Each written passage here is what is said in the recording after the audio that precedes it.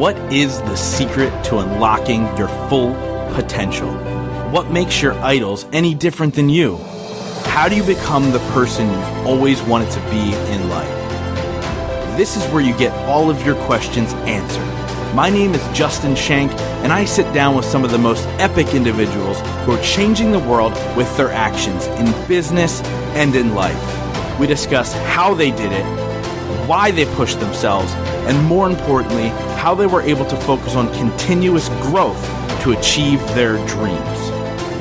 Welcome to the Growth Now movement. Today, I sit down with Master Sergeant Iron Mike Burghardt. Mike was an EOD technician in the United States Marine Corps, and what his big claim to fame is, in 2006, in Ramadi, which is the most dangerous place on the planet at the time, Mike was actually blown up. Not realizing that his explosive device that he was trying to disarm had 3 different wires to it, he thought he was clear, and then he heard the boom, and everything went into slow motion. In this episode, Mike's going to share that story with you and how he survived. And not only survived, but he walked away from it and became immortalized and legendary when he turned around and flipped off the guy who clicked the trigger. And that picture then went viral all over the world. This guy is truly a hero. He shares leadership tactics in this episode. He shares the incredible story of bravery that he had to endure in order to then go and win a Purple Heart and 2 Bronze Stars. And I think you guys are going to be inspired and absolutely just love this conversation. I love Mike's energy, and you're going to feel it. Now, before we get to that episode, I want to remind you guys that Growth Now Movement Live has become a virtual experience. It is now called Growth Now Summit Virtual Experience, and we want to see you guys there. So no matter where you are in the world, all you have to do is log in, grab a ticket, gnmlive.com/virtual. Get your ticket today, and we cannot wait to see you there. There's going to be great opportunities for networking, yoga, meditation, and of course, learning from incredible speakers on how to grow 7-figure businesses online, how to get a multiple 6-figure coaching business, how to speak on any stage in the world that you want and make that your life. If you're ready to live the life of your dreams, this event is designed for you, and you can do it from the comfort of your own home. gnmlive.com/virtual. We'll see you guys there. Now, without further ado, let's get to the episode with Iron Mike Burghardt. Iron Mike, welcome to the show, man. Thanks, Justin. Thanks for having me. Yeah, man. Obviously, John Gronsky introduced us, and I looked into your story and the infamous picture, which we're going to get into. But I was like, yes, absolutely. I want to talk to this man who literally was blown up and continued to serve for his country. But why don't we get into who is Iron Mike? How did you even get that nickname? Tell us a little bit about the backstory. Then we'll dive into some specifics. I got the name from the other guys, from the other people on the team. My first deployment to Iraq, it would have been my first deployment to Iraq. Our robot had broken down, and literally we rode in front of the assault teams, and I was jumping down, clearing IEDs. We did on one route. Doing an assault in Fallujah, jumped out and did, I think it was 64 IEDs, Jeez. Or I'm sorry, 26 IEDs in 6 hours by hand. And so anyway, I just kind of they came up with that, during our first deployment, robots were just being introduced. And I did a lot of what was called manual approaches, having to walk down there and cut wires and do stuff like that. And it just the name kind of sticked. I think the nickname first started off as Clark Kent.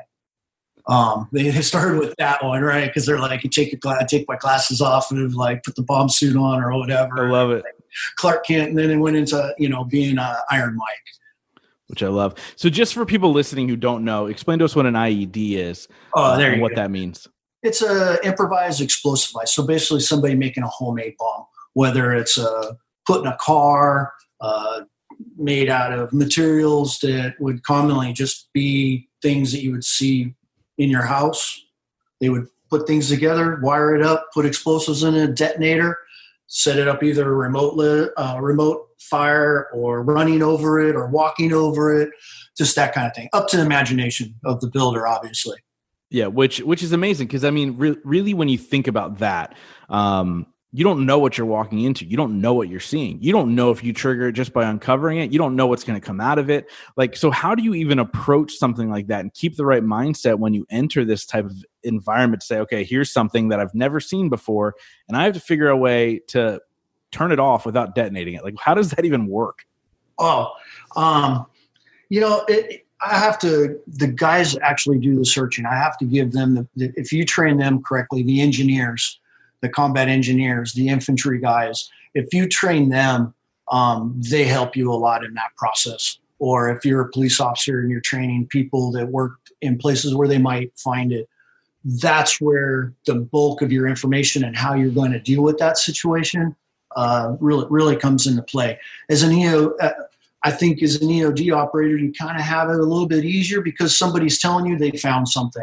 And from there, from what they have found and asking questions, you'll finally get to starting to make your calculations on what you want to do. Am I going to walk on it? Am I going to drive the robot? Am I going to take an x-ray? What am I going to do? But it's all based off your questioning. And then obviously your experience of what you're dealing with. In a combat zone, a lot of it comes from experience. And that was the reason why I kind of wanted just to stay in country, because you could pass those experiences on to the other guys that were falling in, the other team leaders, and go, hey, this is what we see in, this is what we're getting. So really, yeah, that's really, you're just calculating everything. You're playing a chess game. I think that's one of the ways I explained it. It's a chess game, and you're hoping that you're making all the right moves, because it is, like I said, it's up to his imagination. And at one point when we were there in country, we started being, as you're clearing out these IEDs, they get mad at you, and you start being the target of their hate. They're like, let's get rid of the EOD guys because they keep on messing up my fun, or messing up my plans. Yeah, let's talk about the strength, the mental strength that goes into having the position you have. I imagine the name, and I'm only guessing, I imagine the name Iron Mike comes from your iron will, like the iron, just going in there without any worry. I mean, you said you cleared 26 in 6 hours by hand. So you went in there on your own and said, okay, here's what I have to do and dismantle this thing. So let's talk about the mental fortitude that goes into that type of thing. Or were you born this way, or is this something that you learned along the way? Because I certainly I wouldn't be able to handle it. That's it's really an interesting question, because I guess I'd have to say that it was learned. It's learned. And at the same time, it must be something in your genes, because I've ran across other people that are worry. They're great EOD guys, but they worry all the time. They're constantly worried. My father, he was a Vietnam veteran. He was paralyzed from the waist down at 21 years old. So I think some of that will that came from my childhood, watching my dad, in a wheelchair, paralyzed from his, basically from chest high all the way down, and watching him put up bricks around the house. Like, hey, I'm going to lay bricks. I'm going to figure out how I'm going to do this. I want to go into the pool. How am I going to do that? Somebody dump me in the pool, please. So I watched that. Some people would have just quit and just said, hey, or woe is me. And watching my father, he never quit at anything. And I think that's probably a big part of how Iron Mike came about. Yeah. Is that why you signed up for the military? Because of your dad? He tried to talk me. He wanted me to go to the Air Force. He's like, do anything but the Marine Corps, son. He refused to sign. He refused to sign my early enlistment paperwork. You can go on a delayed entry at 17. And he refused to sign. He said, you know what? You've never finished anything that you've ever started. And he really didn't think that I had what it takes to be a Marine. He was like, I don't think I think you'll quit. And, showed him, yeah, for sure. Showed him like, hey man, not going to do it. Not going to do it. I thought I was going to do a four-year tour in the Marine Corps, go be a lawyer, go be some, but I found myself my first tour doing Desert Shield, Desert Storm as an infantryman. And then from there, as an infantryman, you're killing, you're doing your thing. There was something that was missing in my life. I didn't really it wasn't my niche, right? The infantry just wasn't what I thought. When you're 17, 18 years old, you think that that's, man, I can't wait to go to war, can't wait to shoot at people, all this glamorization. And I found that it's not really me. I wanted to do something else. I wanted to save lives, but I loved being a Marine. And one day we were at the range, and a grenade hadn't gone off, so they called the EOD guys in. They drive up, have no idea who these guys are, but all I know, it's like 100 and something degrees outside. They roll up in a white pickup truck, and out of their AC. They come out, they walk down there. He walks back with this grenade, and I'm like, "What's those guys? They're EOD." Oh. What do they do? Oh, they clear IEDs, UXO, unexploded ordnance. They save the day. That's what I want to do. And I just set my mind to it. So yeah, save the day. They saved the day, and focused on that and got selected to go. The volunteer. It's a volunteer job for the Marine Corps. So you go through a selection process. You get challenged by peers or people that are already in the EOD to see if you got what it takes. And from there, it hit off, and I found what I enjoy. And you're talking about the ability to go downrange on an IED or walking down on something that's meant to kill you. You start looking at, you look as a job, but if you enjoy what you're doing, you'll never look at it as a job. So every time I walk down on it, it was basically you're saving somebody else's life. And I never really thought about my own. It's like, wow. Hey, got to get this thing done. I know what I'm doing. And you just, like I said, chess game. You think about what the enemy is thinking. You think about what you're doing. And it's challenging because nothing ever is the same thing twice. The same when you're talking about somebody's imagination, it can run wild. So I think that's what I also enjoyed about the EOD. You never really saw the same thing twice. It was always something different, always a different challenge, having to use your brain. So what year did you join the military? 1988, July of 1988. Wow. Yep. So you put 20 years in. 22. I did 22 years. Okay. Yep. Very, very cool. Because I didn't realize you went that far back, right? Because by the way, if you guys Google him, you'll find out everything about him, which is amazing. We're going to get into that part of the story, but you talked about Desert Storm. I remember that I was born in 84. So I remember that stuff as a kid. And I remember, going to certain rallies and stuff like that with my dad and all that good stuff. But, when you talk about, transitioning into doing the EOD stuff, what year was that about? 92. Okay. So 92. And then really what happened was you ended up getting deployed to Ramadi. And if anybody listened to the episode with John Gronsky or even knows the big name of Jocko Willink, they know what Ramadi is. They know at that point in time, it was the most dangerous place on the planet. So when you got deployed there, what did you know about it going into the situation? So I did 2 tours in Ramadi. So prior to me getting hurt, I'd already done 7 months, but the only thing I knew was the worst place on earth, but it was the place that I wanted. Like, you couldn't wait for the guys on the team, for myself. That's where I wanted to be. I want to be where the action was. You don't want to sit 7 months on a deployment and do nothing. Yeah.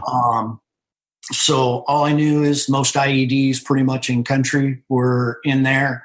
It was pretty much the Sunni triangle, which means that you had not only the Sunni militias working there, insurgencies, but you also had the Shia, and you also had outsiders. You had Al Qaeda, so you had a big mix of just all the bad players. Yeah. Just all the people who just hated Americans, and here you are in the middle of it, hated themselves. Well, and also hated themselves too. You had the Sunni and Shia. They don't like each other, so they would go at it too. And then you get stuck in the middle of that, where they're putting IEDs against each other, just because. So all I knew is a real bad place, but it was the place that I wanted to be, and I wanted to work. Wanted to get more IEDs underneath my belt. Yeah. So would you say when you talk about your military experience, you talk about wanting to be at the front line, wanting to be in the action, wanting to save lives? Where did that come from? Like, when I think about those types of things, people are like, yeah, I want to save lives, but I don't know if they'd necessarily jump on a bomb. And we're going to get to that. So stick around. But like, I I don't think most people would say that. Like, what is it about? Is it the pride of country? Is it the pride of protecting other men? Like, what is that whole entire thing? What drives that for you? Yeah, it's the drive to protect other people. I mean, your guy neck. It's kind of a cliche, but it's really true. When you go to war, when you go places, it's all about the guy next to you. Everything else, it just put aside. You want to make it from day one to the 7th month. That's your goal, and to make sure you take everybody else with you. And that was, honestly, that was the drive. That's, I guess, where it came from. It's just who I am. I can't put a finger on it sometimes. There are times that you could sit there and, it's not till somebody else like, that's crazy, man. How do you walk down on, how do you walk down on a 50-pound, how do you walk down on a car bomb? I'm like, where does it come from? That kind of thing. Other countries where I train, their idea is that, let's throw a book or throw a rock at it. The last thing I want to do is go walk down there and, do you have a robot? Can I have a robot? Because I don't want to walk down there. I don't want to risk my life, but right. It's not about your life. It's about everybody else's, So you tag, you're it. No, for sure. So let's talk about that day in Ramadi that is now infamous to so many people. I mean, again, I think I've said twice, just Google this guy, right? So if they Google you, a picture of you will come up and you're literally flipping the bird, right? So you're giving the middle finger. And obviously that's the thing that ended up blowing up. And that was a terrible choice of words. That was the picture that became very popular, went viral. That's right? What happened, man. I got blown up. But it's really, that was the thing that went viral for you. And it's right after a time where you were dismantling a bomb. Take us to that day and what was going through your head and walk us up to that point, and then we'll talk about what happened after. Okay. So, as you said, it's Ramadi. We got a call that we'd have to do a post blast. And a post blast, basically, you do an investigation to find out what happened, how it happened, that kind of thing. So at the point they'd had a catastrophic, which means there's casualties and there's obviously guys that have been killed in action. The security was trying to set a cordon. Anytime you're working in some of these countries, you got to have protection. You can't just go drive your truck up, start working on an IED with nobody watching your back. And that's right. Really General Gronsky and Colonel at the time, that was their job, was to protect us. So anyway, while they're trying to set it up so they could protect us so we could get in there to do the investigation, we're hearing over the radio that there's, IEDs going off, there's small arms fire, and just want to get out there and get in the fight. So we're sitting at the gate. We finally get permission and we're off.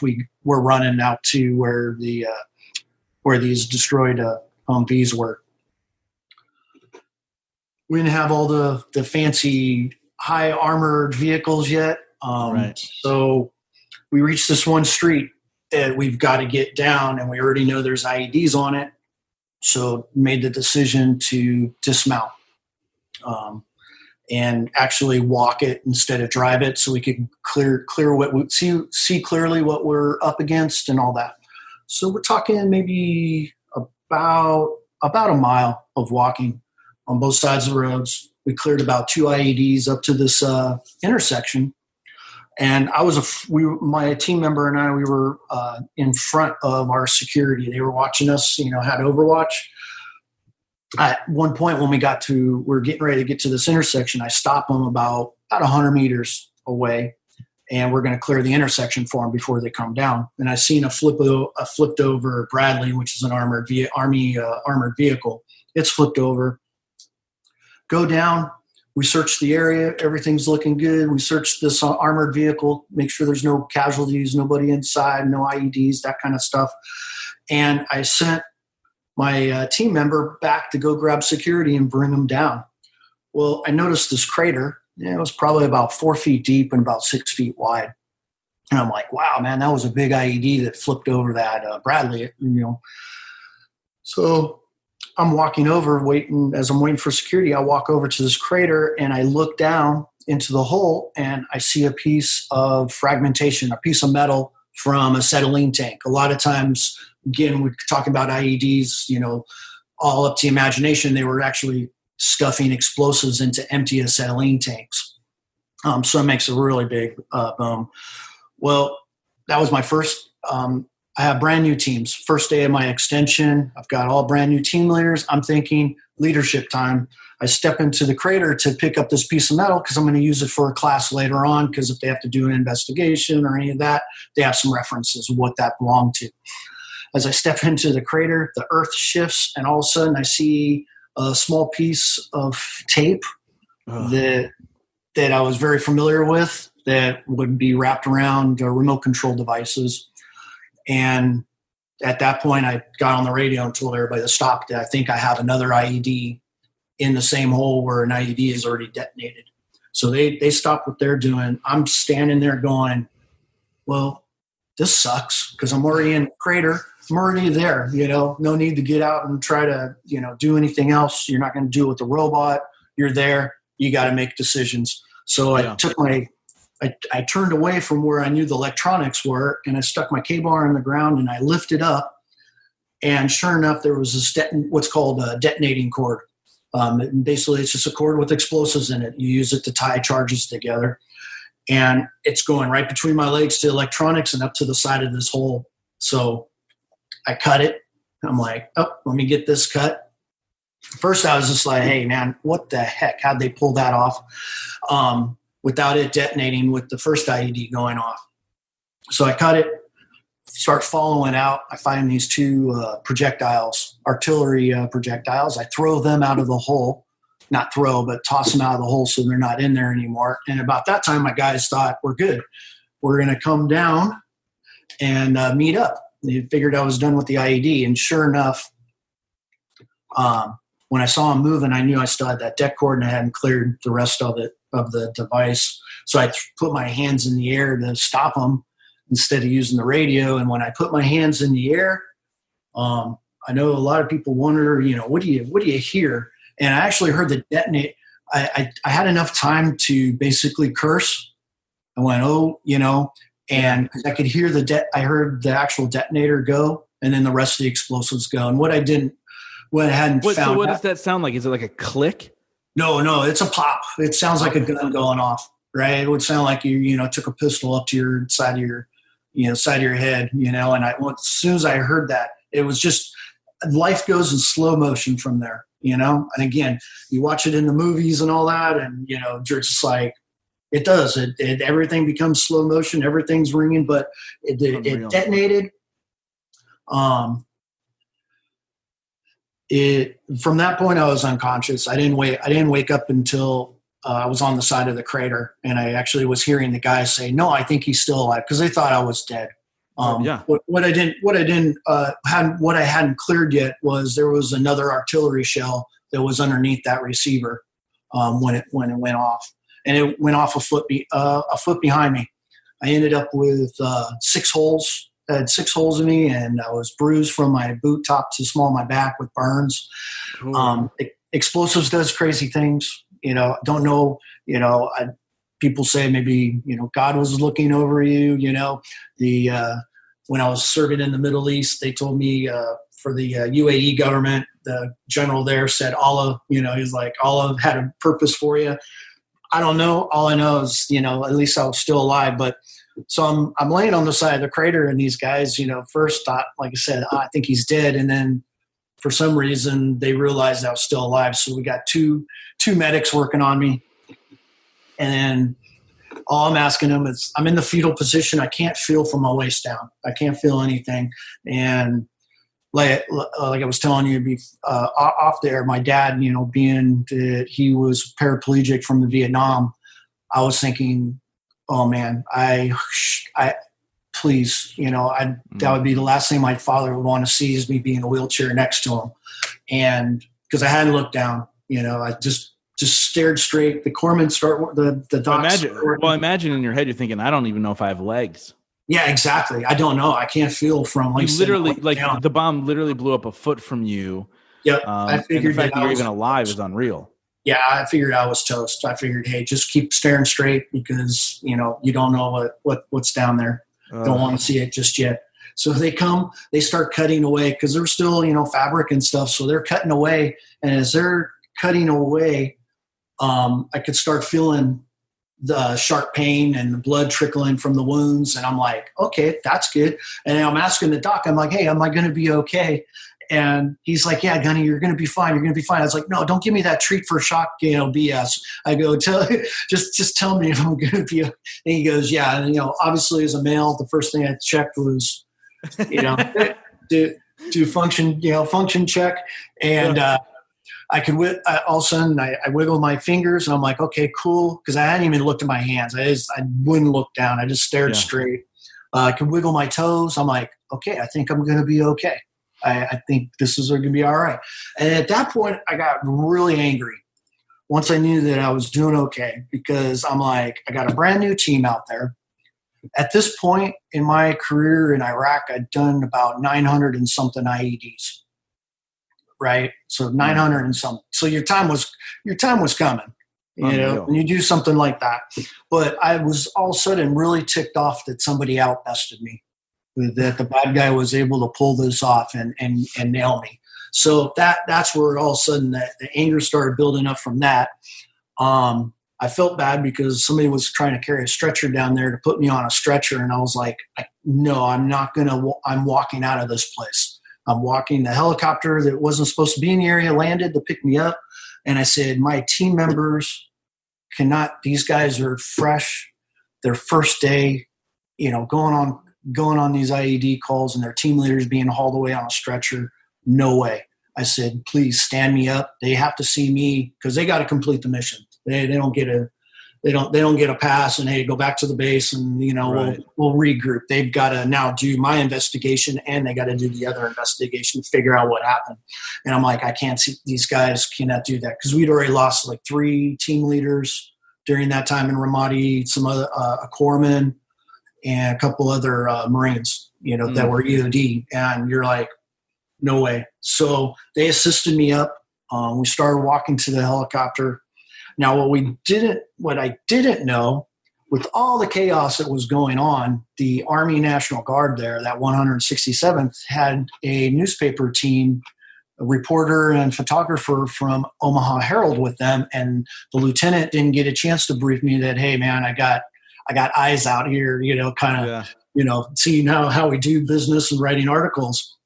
On my way to the helicopter, though, I could see, as they're assisting me, I could see the one set of buildings where I thought maybe if you were going to hide and hit the button on the on the transmitter, you would be at. So at that point I stopped, got no pants on, and I just flipped the bird and I just said, basically, screw you. I'll be back out here next week, right at the top of my lungs.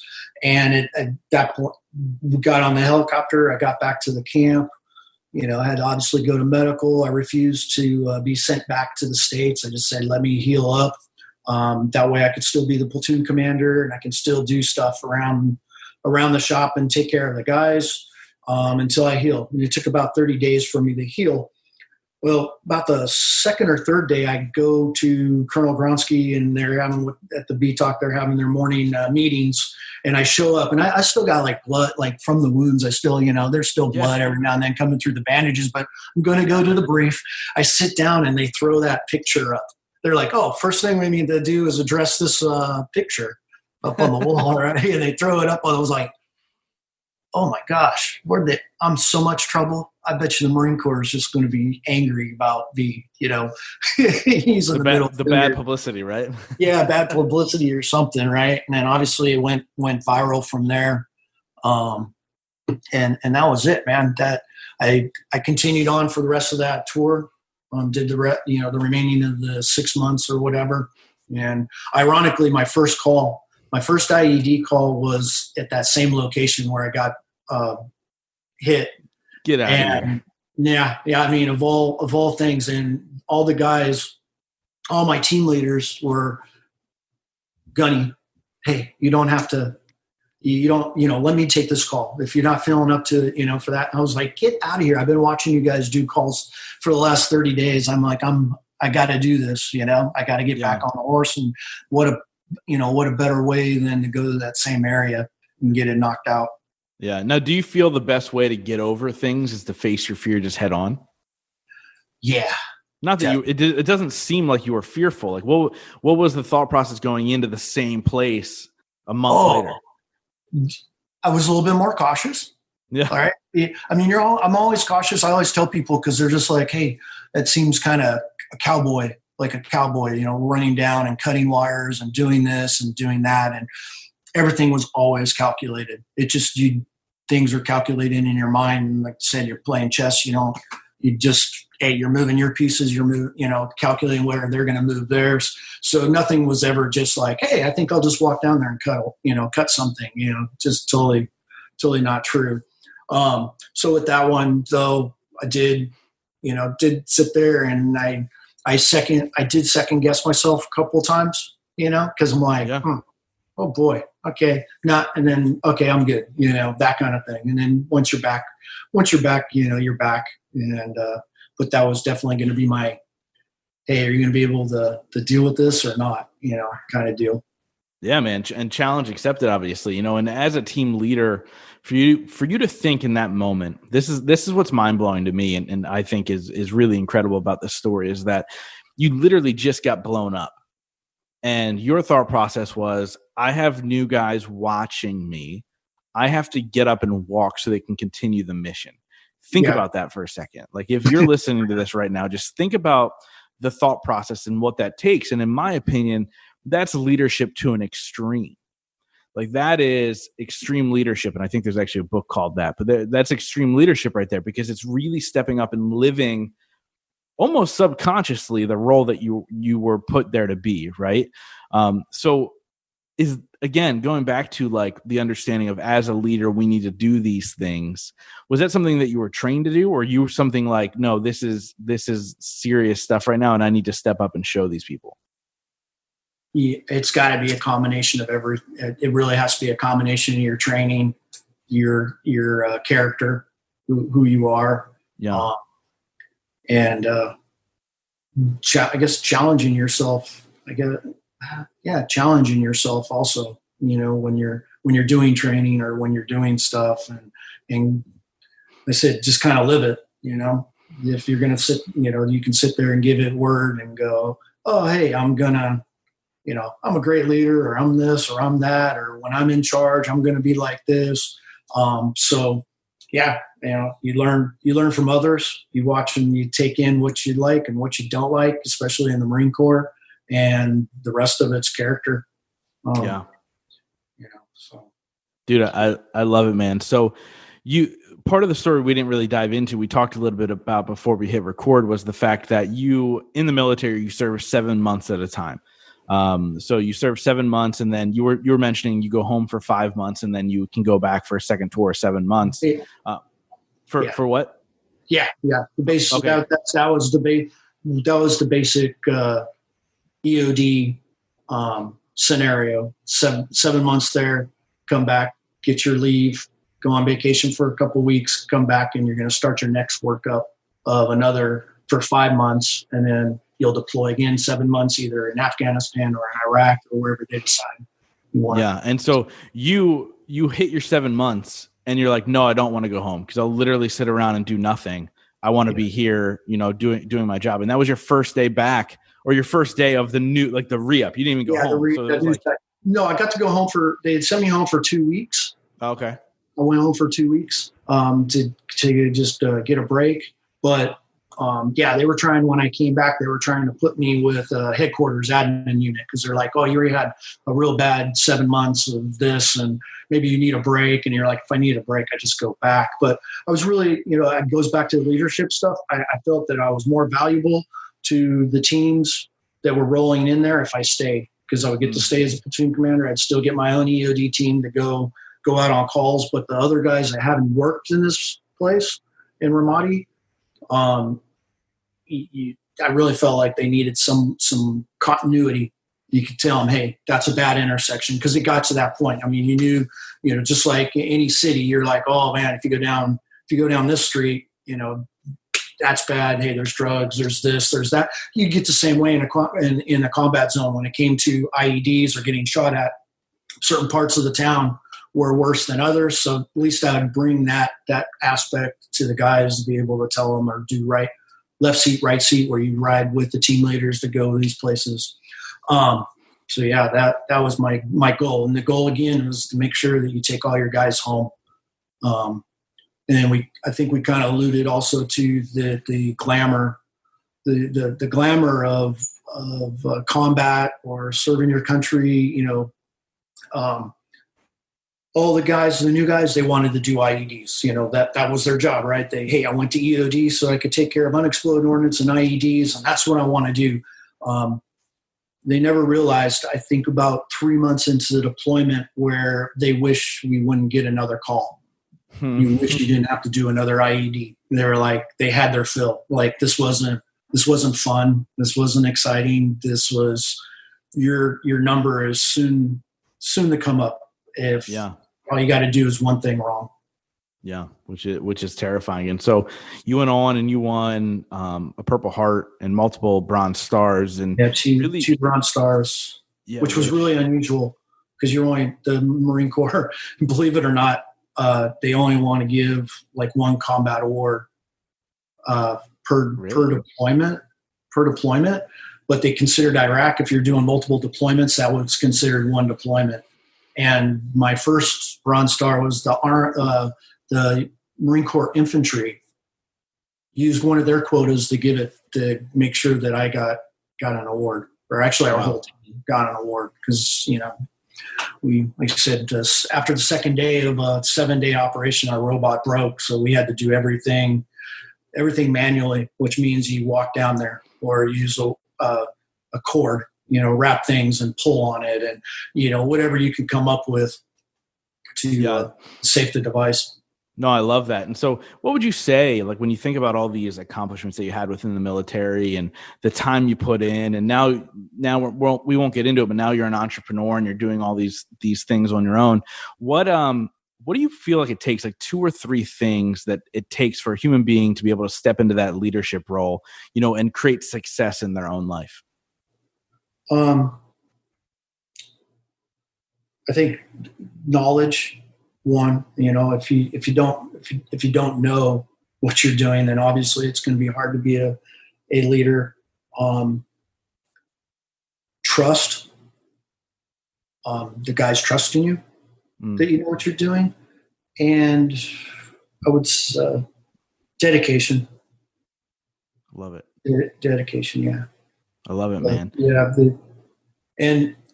this doesn't, not really one thing, but just being able to observe the way others lead and pick those things and use them and put away the other things that are not going to work for you.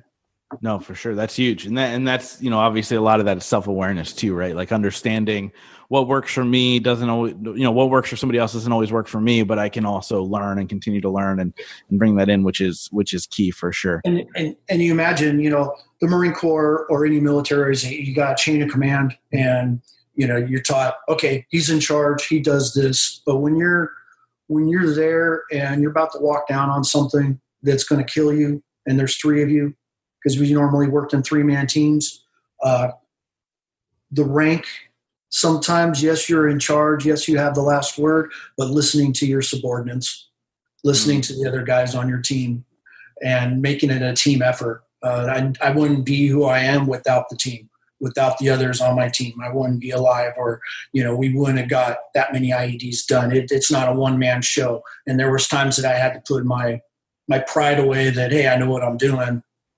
to go, you've got a better idea, and being able to take a step back and go, that guy's got a better idea than me. Let's run with his. That's right. Awesome. Yeah. So there's a lot of people that are leaders who don't realize that and refuse to get off their high horse and say, oh yeah, you're absolutely right. That's a better idea. Let's move forward with that. And that's a huge takeaway from this conversation, because that'll save lives. Yeah. That'll save businesses. That'll save households. That'll do all those things. Yeah. And also, when I'm usually doing leadership courses or classes for EOD techs, bomb techs, they're like, man, that many IEDs and 26 and 6 hour and all this, and we all have to start somewhere. And the first thing I tell them is, they're like, oh wow, your Iron Mike is my first call in Iraq. The team, it took us 4 hours. 4 hours to take care of a device. Why? Because all the things that I knew should have happened or we should have done prior, we kind of let those things slip. And that was my turning point. That when we came back from that call, that I'm never doing this again. This is not going to happen ever again. And, like you said, that self-awareness that this is wrong. This is going to get my guys killed. This is going to get me killed. It's going to get others killed. That I will never have a call. I will never have a response like that again. And then we got to the point where it's 20 minutes. Hey, actually, we had so many IEDs in Ramadi that we could actually have races to see how fast you could clear an IED. Unreal, man. I've loved this conversation. I'm sure we can. I appreciate it. Yeah. No, this has been phenomenal. So now my podcast is called The Growth Now Movement. So I wrap up every single episode with this one last question. I'd love to hear from you. In your life, what do you feel has been your biggest moment of growth? Getting married in 2008. Yeah. Honestly. Yeah. I found myself. I think I was very lost. Even though, career Marine, the moment that I met my wife, that I actually started waking up and realizing potentials, my potential. So yeah, I think that's the moment. Dude, I love that answer. I honestly, because it's funny. I asked that of every single guest, and I've done well over 300 episodes at this point, and I usually know. There's been 2 or 3 times where I'm like, okay, I was surprised by that answer. I was surprised by your answer. I thought it was going to be the time you blew up. Not going to lie, but yeah, dude, that's not at all, man. I'm sorry to disappoint, but yeah. No, I like surprises. That's a good thing. Because within a year after being married, I retired. I found something I loved more than the Marine Corps and then what I was doing, and that was it. I was set. My wife was actually like, "You're going to walk away for a moment." Yeah, I'm good. I'm now satisfied. So that's amazing. Iron Mike, thank you so much, dude, for coming on and sharing your wisdom. Thanks for having me. Yeah, of course. But more importantly, thank you for serving our country and for saving lives and staying alive in that moment, because people need to hear this story of leadership and the things you've overcome. So thank you so much, man. Thank you. Thank you guys so much for being a part of the Growth Now movement. This is how you can really help me out. If you guys enjoyed this episode, please share it out on Facebook, Instagram, Twitter, all that fun stuff. And let's grow this movement to epic heights. And it's all going to be because of you guys. Thank you so much. And we'll see you next week.